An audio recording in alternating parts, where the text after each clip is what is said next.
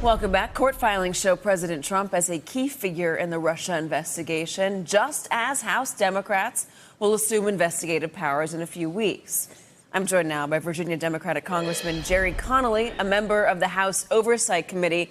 Congressman, thank you very much for being here. I was just having a discussion with my panel about how much the Democrats are going to focus in on this.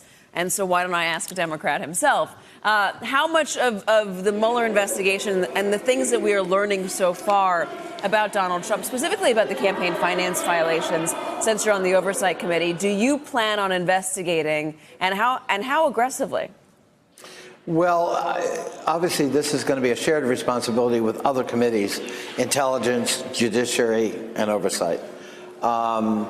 It's impossible to say how much we're going to do and when, so long as the Mueller report is still not out, and obviously there are other shoes to fall here. I will say this, Katie, Friday's filings by both the special prosecutor and the Southern District of New York, frankly, move us into flashing red territory for Donald Trump. We can't ignore the fact that the Department of Justice, through two different prosecutors, said that individual one, President Trump, coordinated and directed an illegal activity. When you say that, you mean the campaign finance violation? That's right. That's right. And that doesn't even Go ahead. That doesn't even address obstruction of justice or collusion. No, it but doesn't. now we have a crime for which Mr. Cohen will be sentenced that was directed and coordinated by individual one. Do you believe that's an impeachable offense? Absolutely. Whether we in fact proceed to impeachment is a different matter. That's a political question. But it seems to me that all of us have to understand the gravity of what happened Friday. We take an oath to uphold the Constitution of the United States. And therefore, we have a sacred obligation to the country to respect the process of impeachment and use it very sparingly and very judiciously.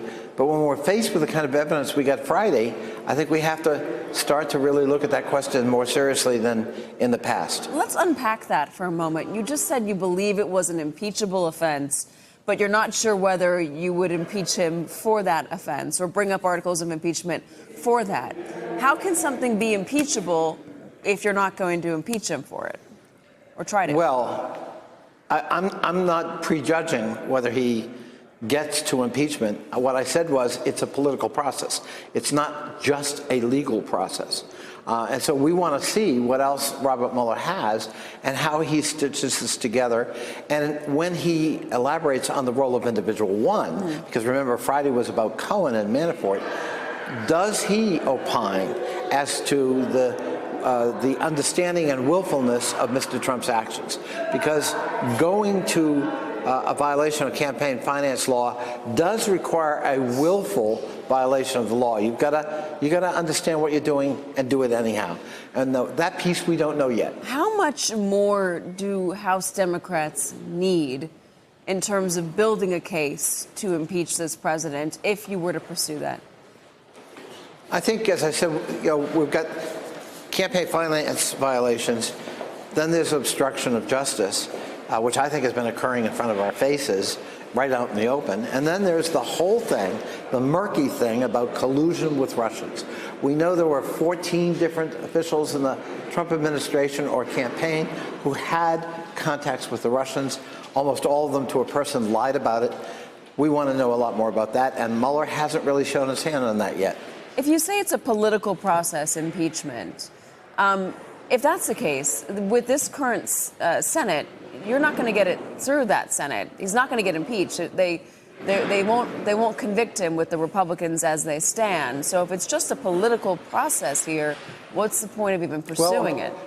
Katie, I didn't say it's just a political process.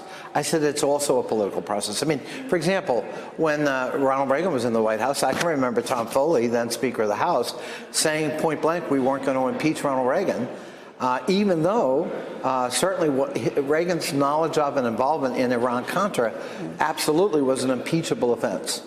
So political decisions get made about whether you drop the hammer or not, whether politically it's sustainable, what the costs are to the country and the world at the time, and whether you can, frankly, get through a trial in the Senate that, unlike the House, requires 2/3 votes. How difficult is this for Democrats, this question of where the line is for this president, politically speaking?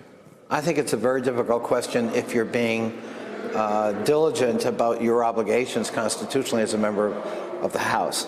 And frankly, for most of us Democrats, this is something we did not want to happen now. We want to take that oath on January 3rd and restore oversight of the executive branch and repair the damage done to the legislative branch by the Republicans in the last 8 years. The last thing in the world we wanted at this time was this kind of filing that occurred Friday, because I think, as I said, it moves us into that flashing red territory we would prefer not to be right now. Interesting. Congressman Jerry Connolly. Congressman, thank you very much for being here. Thank you, Katie. Hello, YouTubers. If you're watching this, it means you've checked out our channel, so thank you. Now do me a favor, subscribe by clicking on that button down there. Click on any of the videos to watch the latest interviews and highlights from MTP Daily and MSNBC. You can get more Meet the Press content every morning in the First Read newsletter. If you're tired of content that you don't know anything about where it came from, you don't have to have that problem with us. NBC News, MSNBC, MTP, and the Meet the Press mindset right here for you on YouTube. Subscribe now.